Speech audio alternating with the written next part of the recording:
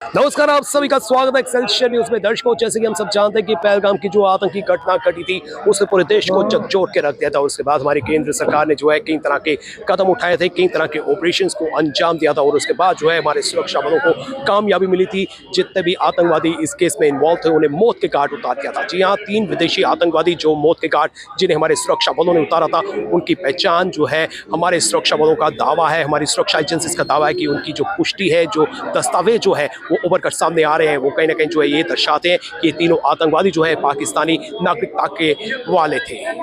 सुरक्षा एजेंसीज ने सोमवार को कहा कि घातक पहलगाम हमले में शामिल 3 मारे गए विदेशी आतंकियों की पाकिस्तानी नागरिकता की पुष्टि करने वाले सबूत एकत्रित किए गए हैं।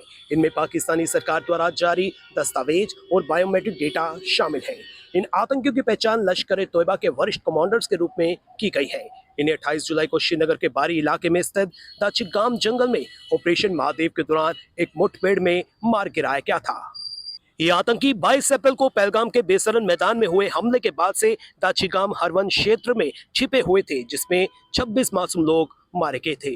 अधिकारियों ने बताया कि पाकिस्तान के राष्ट्रीय डेटाबेस और पंजीकरण प्राधिकरण के बायोमेट्रिक रिकॉर्ड, वोटर पहचान पत्र और डिजिटल सैटेलाइट फोन के डेटा, जिसमें कॉल लॉग और जीपीएस लोकेशन शामिल है, आतंकियों की पाकिस्तानी नागरिकता साबित करने वाले पक्के सबूत हैं। पोस्ट एनकाउंटर जांच में हथियार और कारतूस का मिलना, साथ ही साथ 2 गिरफ्तार कश्मीरी सैनिकों के बयानों ने भी हमले में इन आतंकियों की संलिप्तता की पुष्टि की है। एक वरिष्ठ अधिकारी ने बताया कि पहली बार हमारे पास पाकिस्तान सरकार द्वारा जारी ऐसे दस्तावेज हैं जो पहलगाम हमलावरों की नागरिकता को बिना किसी संदेह के साबित करते हैं। ऑपरेशन महादेव के दौरान और बाद में एकत्रित किए गए फोरेंसिक दस्तावेजी और चश्मदीद गवाहों के बयान इस बात की पुष्टि करते हैं कि तीनों हमलावर पाकिस्तानी नागरिक और लश्कर ए तोयबा के वरिष्ठ ऑपरेटिव थे और हमला करने वाली टीम में कोई भी कश्मीरी शामिल नहीं था। आपको बता दें कि मारे गए आतंकियों की पहचान इस प्रकार की गई है। सुलेमान शाह और फैजल जट A++ श्रेणी का आतंकी, हमले का मास्टरमाइंड और मुख्य शूटर। अबू हमजा और अफगान A श्रेणी का कमांडर और दूसरा बंदूकधारी। यासिर और जिब्रन A श्रेणी का कमांडर और तीसरा शूटर। सुरक्षा बलों को आतंकियों के पास से हथियारों के साथ साथ पाकिस्तान सरकार द्वारा जारी दस्तावेज भी मिले हैं।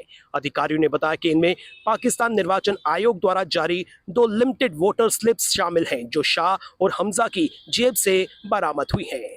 अधिकारियों के अनुसार इन वोटर सीरियल नंबर्स का मिलना लाहौर और गुजरवाला की मतदाता सूची से होता है। एक क्षतिग्रस्त सैटेलाइट फोन में मिले माइक्रो SD कार्ड में नादरा से जुड़े स्मार्ट ID चिप्स के जरिए तीनों आतंकियों के बायोमेट्रिक रिकॉर्ड, चेहरे का खाका और पारिवारिक विवरण पाए गए हैं, जिससे इनकी पहचान, नागरिकता और पते का मालूम हुआ है। अधिकारियों ने बताया कि ये आतंकी मई 2022 में नियंत्रण रेखा पार कर कश्मीर के गुरेज सेक्टर के रास्ते भारत में घुसे थे, जब उनकी रेडियो चेक इन को पाकिस्तानी इलाके से इंटरसेप्ट किया गया था। 21 अप्रैल को 2 स्थानीय मददगार परवेज और बशीर अहमद के अनुसार आतंकी बेसरन से 2 किलोमीटर दूर हिल पार्क में एक डोक में रुके हुए थे, जहां उन्हें बना हुआ खाना दिया गया और अगले दिन वे बेसरन की ओर निकले और हमला अंजाम दिया। डिजिटल साक्ष्यों के आधार पर अधिकारियों ने बताया कि आतंकियों द्वारा इस्तेमाल किया गया सैटेलाइट फोन हर रात 22 अप्रैल से 25 जुलाई के बीच इनमरेज 4 F1 सैटेलाइट से संपर्क में था। ट्राइगुलेशन के माध्यम से उसकी स्टिक लोकेशन हरवान के 4 वर्ग किलोमीटर क्षेत्र में चिन्हित की गई। जी हाँ, जो दस्तावेज, जो एविडेंस उभर कर सामने आ रहे हैं, इससे साफ तौर पर यह जाहिर हो रहा है कि तीनों आतंकवादी जो है वो पाकिस्तानी थे। और पाकिस्तान की बात करें, हर बार उसकी कथनी और करनी में जो है अंतर नजर आता है। अब भी वक्त है, पाकिस्तान को सुधर जाना चाहिए और पाकिस्तान को ऐसी अब कोई भी हरकत जो है उसे अंजाम नहीं देना चाहिए। फिलहाल नितिन कनोत्रा और मुझे यानी कि रितेश गुप्ता को दीजिए इजाजत और आप देखते रहे एक्सेलशियर न्यूज।